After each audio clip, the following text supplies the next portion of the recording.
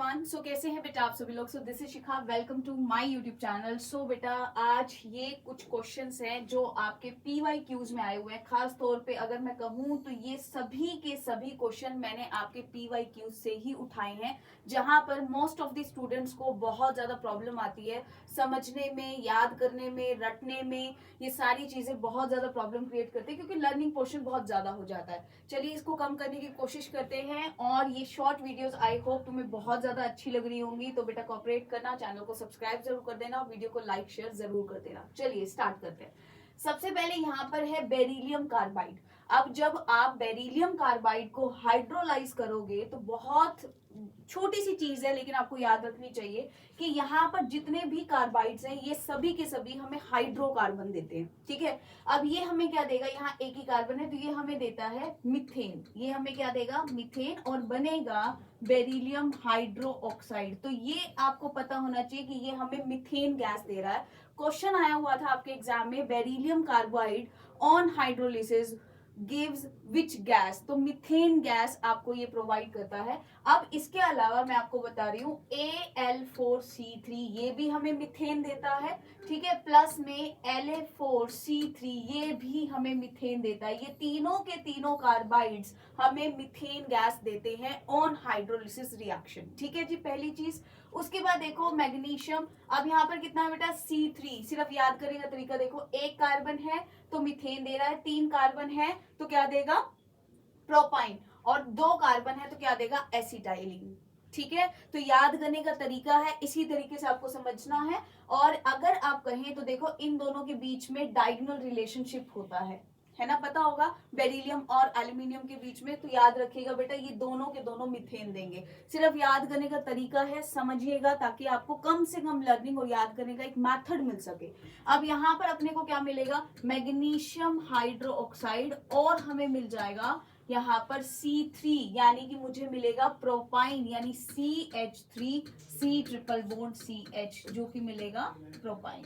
ठीक है, अब इसके बाद हमें क्या मिलेगा, CaC2। यहाँ से दो क्वेश्चंस आए हुए हैं आपके मेंस में, और नीट वाले बच्चे भी ध्यान से सुने। नीट में भी ये क्वेश्चन काफी बार आप 3 to 4 टाइम्स आप गए मेंस और नीट में आपको देखने को मिलेगा।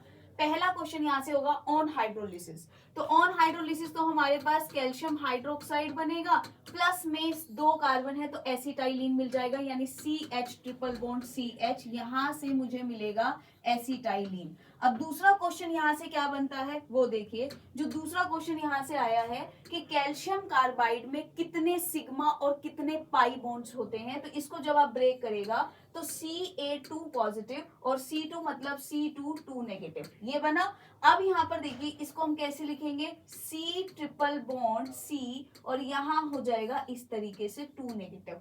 क्लियर हुआ। अब यहाँ पर देखिए एक सिग्मा है और 2 पाई है, ये आपके पास आया करेक्ट आंसर। क्लियर हुआ, ध्यान से चीजों को समझिएगा बस, और कुछ भी नहीं है। तो एक क्वेश्चन ये रहा, एक क्वेश्चन ये रहा, दो क्वेश्चन यहाँ से भी निकल आए। अब देखो यहाँ पर ये जितने भी क्वेश्चंस हैं इस टाइप के, अगर कोई नाइट्राइड है, नाइट्राइड को आप हाइड्रोलाइज कर रहे हो, हमेशा अमोनिया मिलेगा बेटा। यानी यहाँ पर मैग्नीशियम हाइड्रोक्साइड प्लस अमोनिया मिलेगा, यहाँ पर एल्यूमिनियम हाइड्रोक्साइड प्लस अमोनिया मिलेगा। तो आंसर लिख देते हैं, मैग्नीशियम हाइड्रोक्साइड प्लस मिलेगा अमोनिया गैस। ठीक है, और यहां से भी एल्यूमिनियम हाइड्रो ऑक्साइड प्लस मिलेगा अमोनिया गैस। क्लियर हुआ।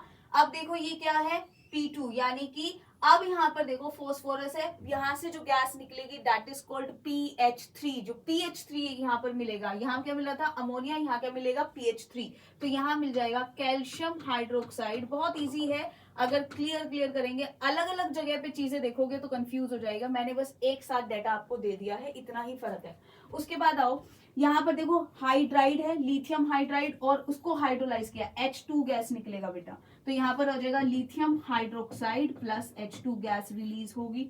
यहाँ पर देखिए कैल्शियम हाइड्राइड, तो भाई यहाँ पर भी calcium hydroxide plus H2 gas release होगी। तो याद रखिएगा, फिर से हम एक बार इसको जल्दी जल्दी रिवाइज कर देते हैं। ये तीनों जो होंगे, बेरिलियम कार्बाइड, ठीक है, La4C3 Al4C3, ये सभी हमें मीथेन देते हैं। ठीक है, यहाँ पर देखिए Mg2C3 ये हमें देगा प्रोपाइन, CaC2 ये एक ही ग्रुप के हैं बेटा तीनों, ये याद रखिएगा, ये तीनों एक ही ग्रुप के हैं। है ना, ये तीनों एक ही ग्रुप के हैं। जिसके साथ जितने कार्बन अटैच हैं उतना ही हाइड्रोकार्बन की फॉर्म में निकाल देना। याद करने का तरीका, इधर मिलेगा एक ही कार्बन है CH4, इधर 3 कार्बन है प्रोपाइन, इधर 2 है तो एसिटाइलिन।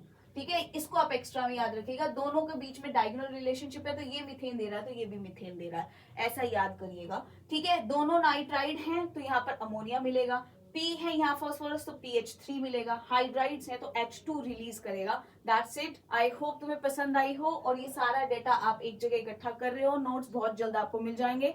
और एक छोटी सी चीज, और बाकी सारे नोट्स भी अपलोड हो रहे हैं। हाइड्रोकार्बन पूरा अपलोड हो चुका है, आपके एसिडिक बेसिक करेक्टर मैंने पूरा अपलोड कर दिया। बाकी सभी चैप्टर के नोट्स भी धीरे धीरे अपलोड हो रहे हैं। डिस्क्रिप्शन बॉक्स जरूर चेक कर लिया करो, ड्राइव लिंक जरूर एक बार चेक कर लिया करो, वहां पर टेस्ट सीरीज भी काफी सारी नई आपकी डाल दी गई है। तो खुश रहिए, अपना ध्यान रखिए और प्रिपरेशन को बहुत अच्छा करिए। All the best.